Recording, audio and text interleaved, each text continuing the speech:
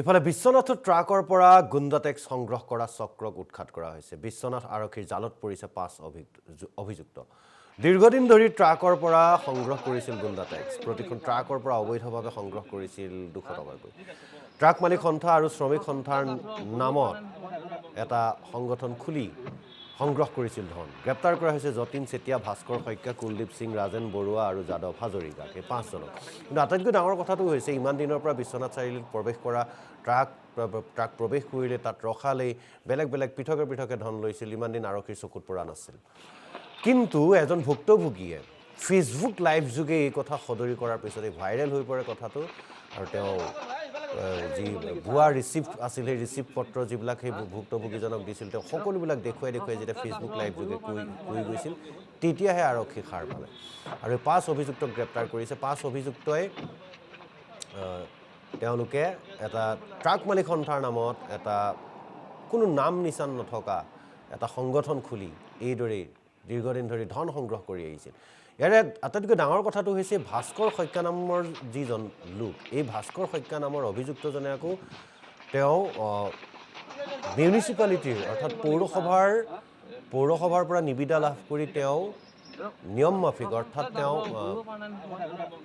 বৈধভাৱে ধন সংগ্ৰহ কৰিছিল। কিন্তু বৈধভাৱে তেওঁ যিমান ধন সংগ্ৰহ কৰিব লাগে তাতকৈ বেছি ধন সংগ্ৰহ কৰি আছিল, যিটো কামৰ বাবে এই ভাস্কৰ শইকীয়াকো গ্ৰেপ্তাৰ কৰিছে আৰু আন ৪জনকো গ্ৰেপ্তাৰ কৰিছে।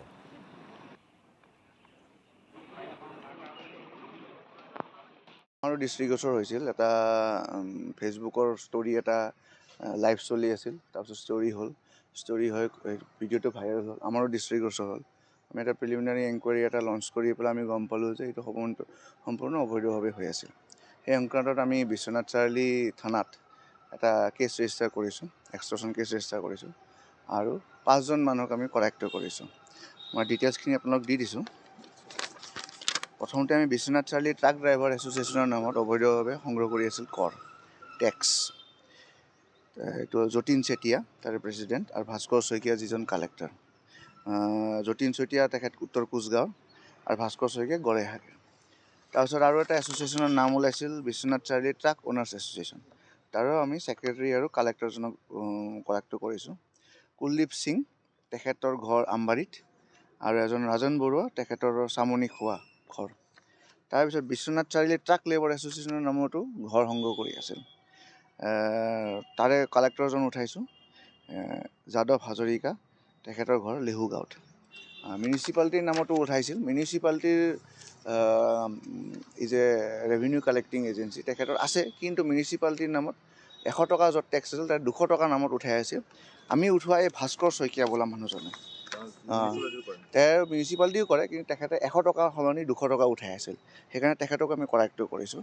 তেখেতে বাকীখিনি পইচা তেখেতৰ নিজৰ তাত ৰাখি থৈ দিয়ে। ১০০ টকাকৈ মিউনিচিপালিটিক জমা দি বাকী যিখিনি ১০০ টকা হৈ গ'ল সেইখিনি নিজৰ লগত ৰাখি থৈ দিয়ে।